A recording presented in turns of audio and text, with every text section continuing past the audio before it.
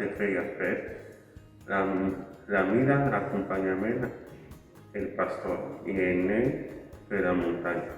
La salut i els ànims li anaven millorant de mica en mica. L'ermita ja no era desagradable per a ella. Era com un dia que posava el no era amb ells. La Mila havia canviat, se sentia lliure i això la calmava.